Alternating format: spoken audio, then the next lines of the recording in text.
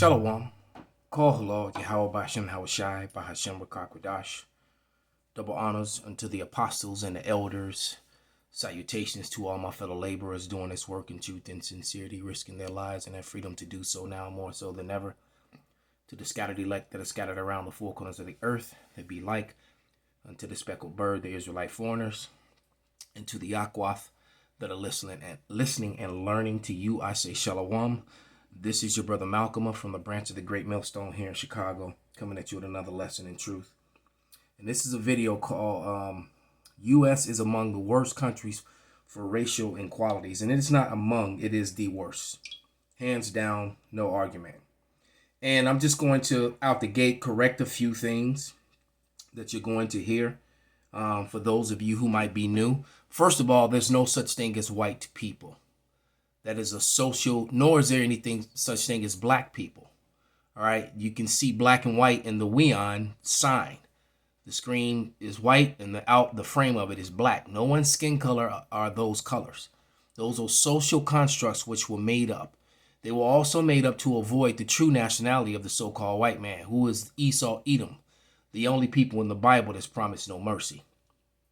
All right, so they've been trying to hide who they are. Now that that's out the way, couple scriptures that I'm going to read because I want to let her just speak uninterrupted. Because normally I like to stop and do a commentary, but she goes in and points out, and there's a lot that she leaves out. I mean, I could add way more, but she does a great job. This is Zechariah 11:5, and it reads, "Whose possessors slay them and hold themselves not guilty. And they that sell them say, Blessed be the Lord, for I am rich. And their own shepherds pity them not. So they slay our people all the day long and then hold themselves not guilty, man. And then they don't like it when a light is shined on them, like this critical race theory application. And it's not theory, it's facts of the institutionalized racism that America was built upon and exists within its educational system, which exists within its law system, which exists within its court system, which exists within its banking system, which exists within its employment system. Every system and every portion of America is racist, all right, according to their definition of racist. And what they don't like is that because of the modern age, this internet, which they created to be lucrative, what they don't understand that's a prophecy and that's written in Psalms the 19th chapter, that they're being exposed through this internet. All right, this is Habakkuk 2:16, and it reads, "Thou art filled with shameful glory. Drink thou also, and let thy foreskin be uncovered. The cup of Yahweh's right hand shall turn unto thee, and shameful spewing shall be upon thy glory." So now Old Glory is being shamed of how it came to be and what it did to be, and then how it treated its citizens, especially the people of color, mainly the Israelites here in America, so-called Negroes, Latinos, because he's going to speak about the corruption in the banking system and that whole sort of thing, which proves once again that they were oppressed together. This is Jeremiah 50:33, and it reads, "Thus saith Yahweh of hosts, the children of Israel and the children of Judah were oppressed together, and all that took them captives held them fast. They refused to let them go." And yes, we are still captives of Basra. All right. That's why when the Lord comes back, Isaiah 63, he's coming to visit Basra. That will be the so-called white people. Okay? And like I said, they're being exposed on a grand level. This is Isaiah 42:22, and it reads,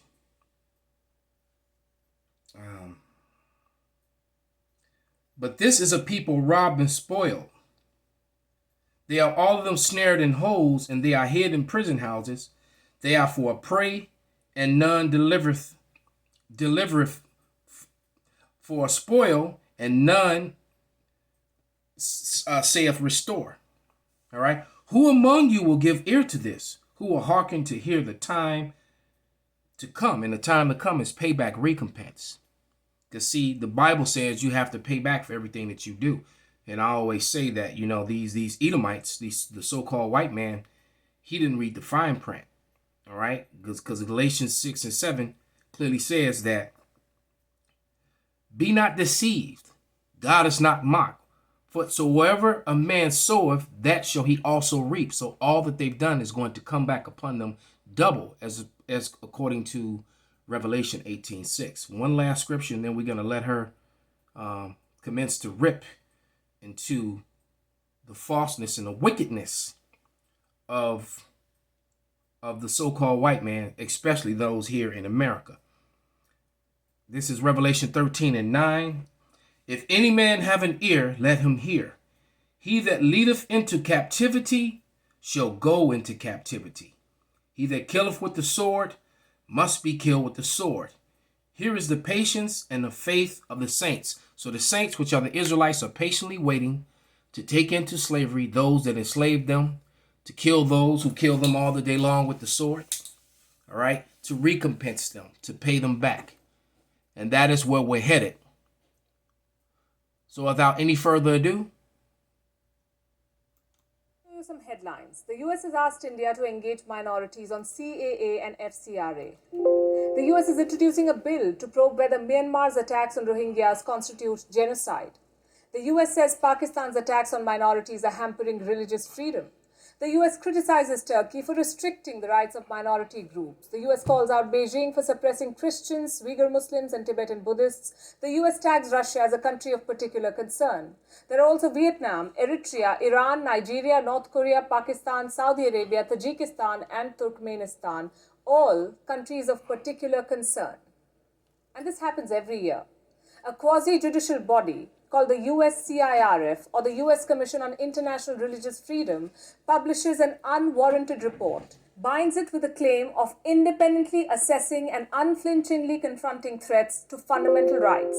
It lampoons countries, schools them on equality, and speaks not a word on fundamental rights in America. What about the plight of minorities in the US? What about the rampant racism? Again, a stoic silence, which only goes on to indicate two possibilities. Number one, America thinks it is above all. Number two, the American truth is too bitter to confront. The crisis runs too deep for those sitting in America to dig it up annually. US President Joe Biden was recently asked his views on racism. He said, and I'm quoting, "I do not think America is racist, but I think the overhang from all the Jim Crow and before that slavery have had a cost." His deputy said the same. America's first black vice president, Kamala Harris, said this: "I don't think America is a racist country, but we also do have to speak the truth about the history of racism in our country and its existence today." Now, first of all, these statements contradict themselves. Why say something so assertively only to follow it up with a but? As for the truth, here it is. America has one of the worst records in the world on minorities. No matter what its leadership tells you, the country is systematically racist, and we will show you that on this episode of Gravitas Plus. Hello and welcome. I'm Palki Sharma Upadhyay, and tonight I argue that racism in America is a reality. Let's begin with history. Between 1525 and 1866, 12.5 million people were kidnapped from Africa. They were bundled up like cargo, and many of them were shipped to what we today know as the United States of America, and nearly 2 million Africans would die in transit. For the 10.7 million who survived this transatlantic slave trade, life would become a living hell. On reaching America, they were shackled, enslaved, forced to work in sugar fields. Men, women, and children fell to the ground and died on the plantation fields. Slaves were whipped, beaten, burnt, mutilated, raped. So does America have a racist history? Yes, it does. Fast forward a few years, a civil war and secession. US President Abraham Lincoln freed all slaves. The date was the 1st of January, 1863. The decree read, "All persons held as slaves are and henceforth shall be free."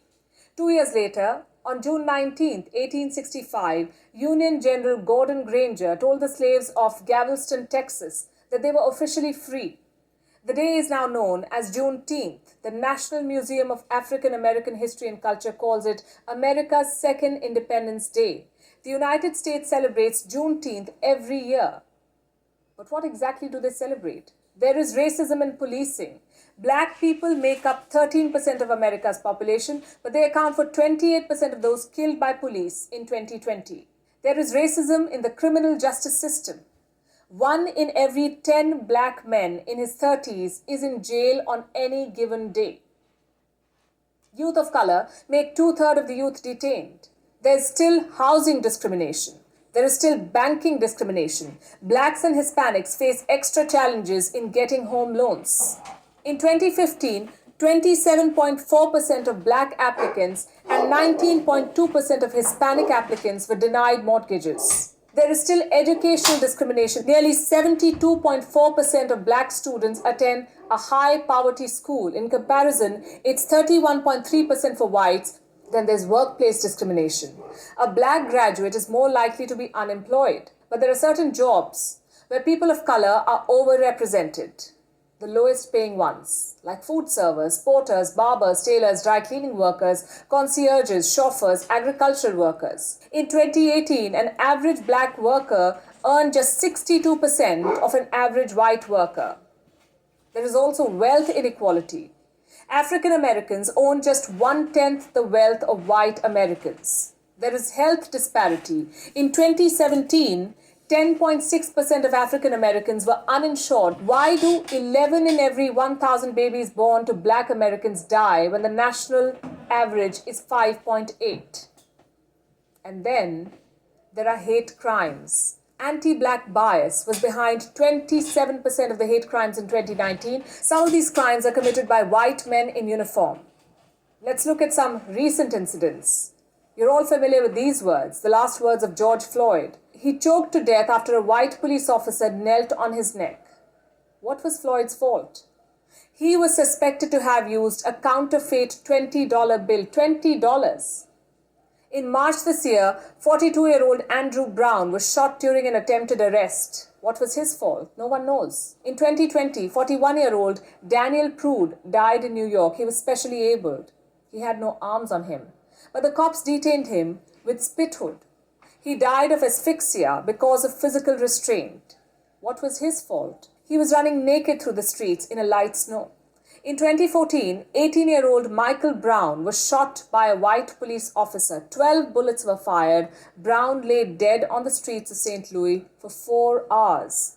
No one knows what happened. The cop was never charged. Brown's death gave birth to the Black Lives Matter movement. As we speak, police in the US is 3 times more likely to fatally shoot a black man. If this is not racism, what is?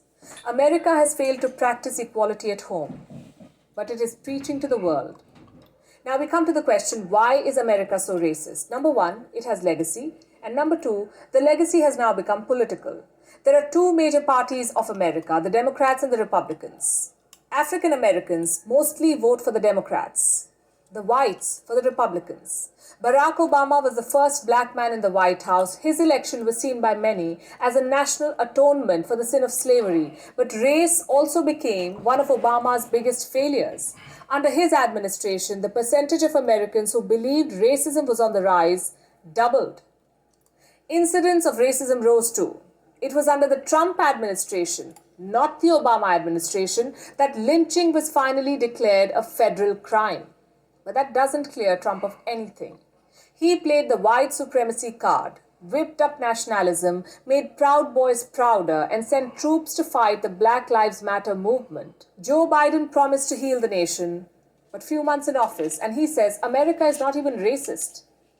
Can you solve a problem without acknowledging it? I started by showing you some headlines. I'll end by showing you some more. Cases of mental health are rising in the US because of racism against Asian Americans. Minority children in America are lagging behind even in full-time classroom learning. The pandemic has affected more black Americans compared to their white counterparts. Domestic extremism has become mainstream and could threaten American life for 20 years. Half of all US minority-owned small businesses could not afford rent in April. The United States of America is among the 10 worst countries for racial equality, and yet the US thinks it has the moral high ground to school others on minority affairs. It has none. And with that, I rest my case.